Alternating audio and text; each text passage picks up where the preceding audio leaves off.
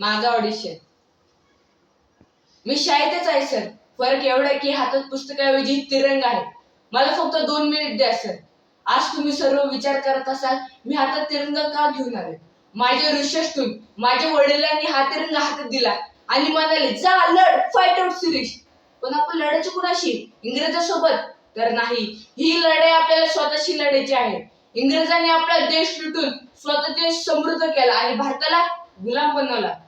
कुणाला विचारायला का हे सर्व त्यांच्यासाठी कसे शक्य झालं? आपण आणि आपल्या देशातील जाती धर्म सत्ता प्रेमी एकमेकाशी भांडत बसले. आपली हीच कमजोरी इंग्रजांनी ओळखली आणि आपल्याला एकमेकापासून वेगळे केले. एकदा विचार स्वतःला, आपण एक होऊ शकतो का? एकात्मतेचे प्रतीक शिवजयंती, गणेश उत्सवाचा पाय घातला तर लोकमान्य टिळकांची दृष्टी प्रत्यक्षात दिसेल का? छत्रपती शिवाजी महाराजांनी जशी स्वराज्याची कल्पना केली त्याचप्रमाणे महात्मा गांधींनी स्वातंत्र्याची कल्पना केली, तेही अहिंसेच्या माध्यमातून.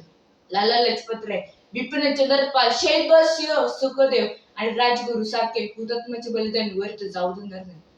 स्वातंत्र्याचा जागर करणाऱ्या हुतात्म्यांना वदन करताना मी एवढंच म्हणेल की थोर महात्मा होऊन गेले, चरित्र त्यांची पहा जरा, एक तरी गुणांगी घ्यावा, हाची सापडे बोध खरा, हाची सापडे बोध खरा. वंदे मातरम.